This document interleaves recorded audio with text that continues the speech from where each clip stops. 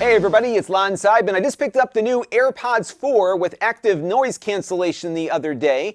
I've been a big fan of the Airpods for many years. In fact, these are probably my most used gadget around the house here next to my phone.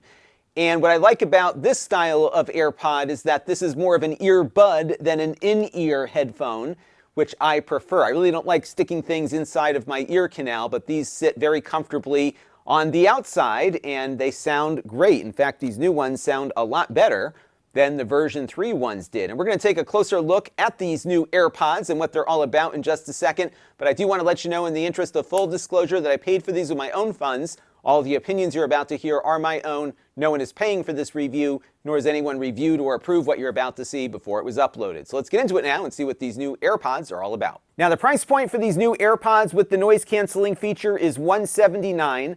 Without noise canceling, you'll pay $129. Now, the noise canceling version has 2 additional features not found on the lower priced one.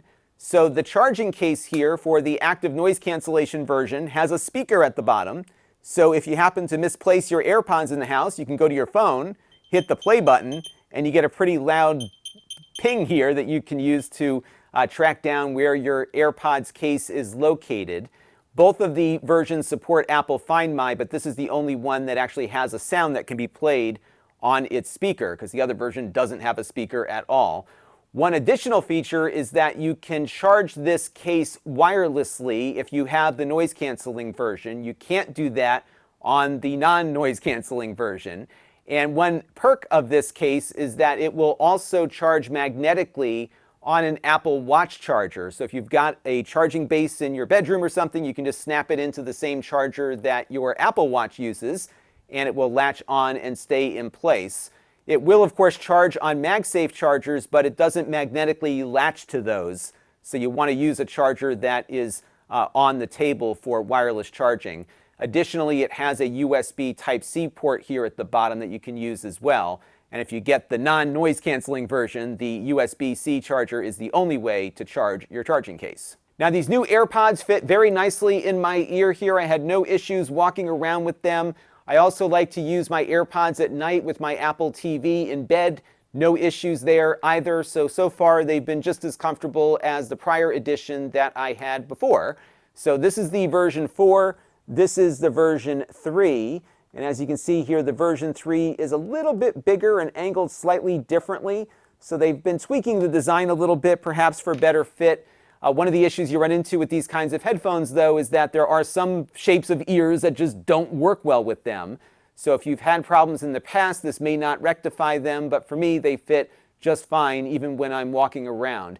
If you are coming to these from a wired pair of Apple earbuds, what's nice is that you don't have a cable that can kind of push the earbuds out of your ear. So these do tend to stay in place a little better than the wired ones, even if they look the same insofar as their shape is concerned.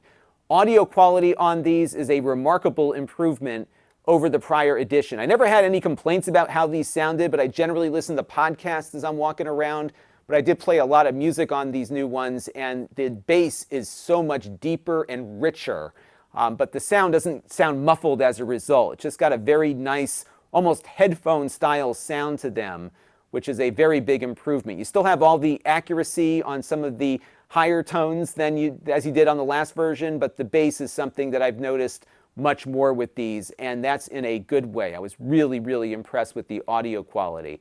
As far as the active noise cancellation is concerned, it actually works better than I expected. Now, my prior experience with active noise cancellation came from my Bose headphones that wrapped around my entire ear and isolated a lot of the ambient noise to begin with, and then, of course, layered on the active noise cancellation. And I was surprised, actually, given that these don't do that, how effective it was. So I did a test a little bit earlier with my vacuum cleaner system at my house here, which is quite loud in my garage.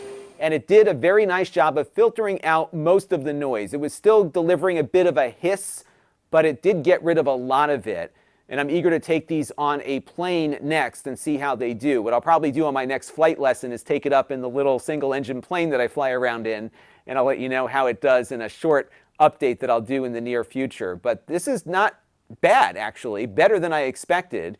And although not as good as a pair of proper headphones, it does provide a good degree of active noise cancellation, along with a few other features that we'll explore in a minute. Now, these also have a microphone on board so you can take calls while you're running around listening to your music. This is what it sounds like. It's not quite up to what you might get out of your phone's microphone, but it's certainly more than suitable for taking calls. Now, with the noise cancellation disabled, you'll get about 5 hours of playback out of a charge on the earbuds. That's been about my experience with these. You get about an hour less when you do have the noise cancellation enabled. Now, the battery case will be good for about 20 hours of continuous playback. So you do get a good amount of battery life for running around with these, and it's on par with what I experienced from prior iterations of the AirPods. Now, like other AirPods, these integrate very easily with your iPhone. You just open the case up when you first take it out of the box, hit the button on the phone, and you're done. And then your AirPods become available across all of your other Apple devices that are on your account. That includes your Macs, your iPads, and your Apple TVs. And it's very seamless to switch between these devices. And I use these all the time with my Apple TV in the bedroom. And all you do is just hit the little button when the prompt comes up and you're ready to go with private listening, which is really nice. Now, I've got my Bluetooth menu up here because I wanted to show you the configuration options that you have for these. So if you jump into Bluetooth and go over to your AirPods and hit the little I button here, you will get all of the different things that you can configure your AirPods to do. Now remember, I have the noise canceling ones, so if I hit noise cancellation here, that will switch on the active noise cancellation, and you'll hear that take effect pretty quickly. I can then turn it off, of course. There's also a transparency mode, which I don't find all that useful. This is something that's really important when you have the in-ear headphones because it will bring in the outside ambient sound into your isolated environment. But because these are not isolated, I'm able to hear things anyhow. So the transparency for me isn't as important. There's also an adaptive mode here that will try to smartly figure out what parts of the outside world it needs to bring to you and filter out the rest of it. So it works okay, but because your ears aren't isolated, really the noise cancellation is the only thing that I found to be effective on these. Now, you don't have to jump into the configuration screen to turn the noise cancellation on or off. By default, if you hold the stalk and squeeze, you will hear a beep and the noise cancellation will activate. If you squeeze again, it will turn it off. However, by default, it doesn't turn it off completely. So if we go into my right stalk here, you can see that the default setting is to either turn noise cancellation on or have it work in transparency mode where the microphone is bringing in the ambient sound from outside. That is not my preference because I don't find transparency all that effective. Additionally, this does consume a little more battery because even when you are not listening to anything, you are having the microphone and speakers work to bring you that outside audio. So what I did on mine is I had the setting go to off when I squeezed it a second time. But you can actually enable all four of these things and cycle through them if you want. Additionally, you can set one of them to activate your favorite assistant here. So you can have the left one do that and the right one work on noise control. And then it also has instructions here for how to answer a call, which is to push once. And then you have some options here for muting where it can be a press once when you're on the phone, or you can have it work with 2 presses, and you can also have your end call here configured as well. You have a few other things here like the personalized volume, so you can have the volume ramp up or down based on conditions. I like to control it myself, so I left that off. They also have a conversational awareness feature that will try to zero in on the person that you're talking to in a noisier environment. This probably works better on the in-ear AirPods, and I know they have a hearing aid function now to those, but you do have them on these as well if you wanted to play around with that. Now, there's also an adaptive audio adjustment on here, so if you're finding that the noise cancellation is bringing in too much or too little noise, you can make some adjustments here to fine-tune it. And I would imagine that over time, they'll probably make improvements to how the algorithm works overall. There's a bunch of other settings here, many of which are on the prior edition of the AirPods that you might already be familiar with. One new one here, though, is this feature that allows you to use head gestures to respond to your favorite assistant. I have this turned off. I don't have much of a need for it, but it does seem to work here. So if I go into the demo section here and I move my head up and down, I get a little ding in my ear that said I did it correctly. If I move left to right here, it will also indicate that.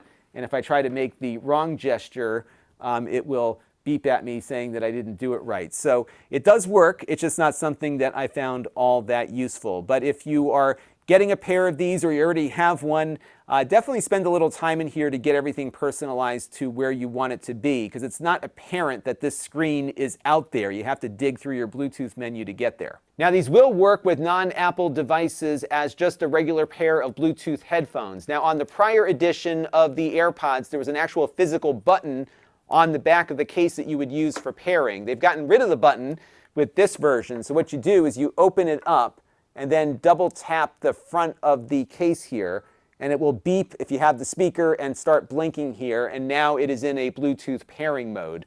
So you are able to use these with non-Apple devices. You just have to tap versus push a physical button. Now, from an enthusiast perspective, these do again sound a lot better than the prior iteration. These also have Apple's H2 chipset, which apparently supports lossless audio. I have no way, though, of verifying if I'm getting a lossless signal from my FLAC files that I play on my phone. They sound fine, but they sound better on my regular pair of headphones, so I'm not sure if there's some downsampling going on. You should note, though, that the maximum sample rate of these is 48 kilohertz, so it's not going to jump up to the 96 that you get on some of those higher-end headphones and audio files. But again, for wireless headphones, I think they sound spectacular. So overall, I'm very pleased with these, a nice improvement over my prior iteration. And if you are looking to do some upgrades to your AirPods, I think you'll be very pleased with how these work and sound. That'll do it for this one. Until next time, this is Lon.TV. Thanks for watching.